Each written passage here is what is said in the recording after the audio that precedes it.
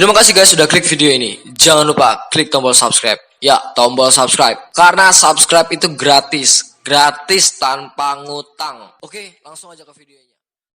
Assalamualaikum warahmatullahi wabarakatuh. Yang mantang lajang ngerap gadah lisik merirap mantik merumah tangga. Lepas dah tegar nyemuh gadik kiban ke haidik dan minta cara. Sejuta lapan ulai demu asik pulam yang cantik muhai mendegar. Han semudah jaro gedeng balik miotan lapik dengan rupiah.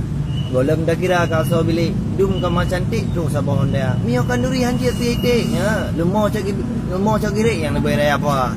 Ya dum. Oh tak fikir ke bungong mau sakit hati teka alam jantung menan hai kaum lun pugah haba. Memang saatnya kan kalian langsung ke ban rilon hitam tu clear. Tapi mio ni pegah lagian wahai cut abang setia di cut intan pi luar biasa. Cinta long gasih putih ban kemang.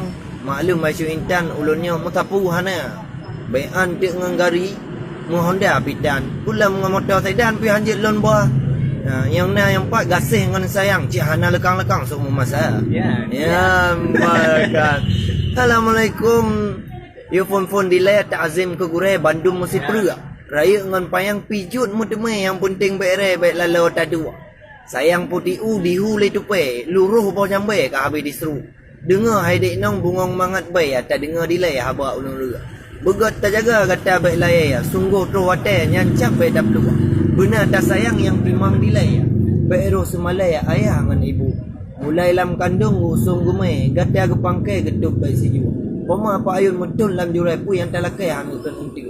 Dengan susah payah nafkah di wadai lam ujian badai basah mu cucu. Demi kita yang ngebelau bajai kadang ugude mengkat baru tiga. Kadang lamu rodo gade demi seare yang mau baik tiga. Tubuh dah sakit mengap-ngap oleh tetap gerindai mesek-mesek. Cuma orang raya kata hai kembali ya. Kata semalai ayah dengan ibu murah tak nyem berkatin lagi yang taboh tape kata bigger diu.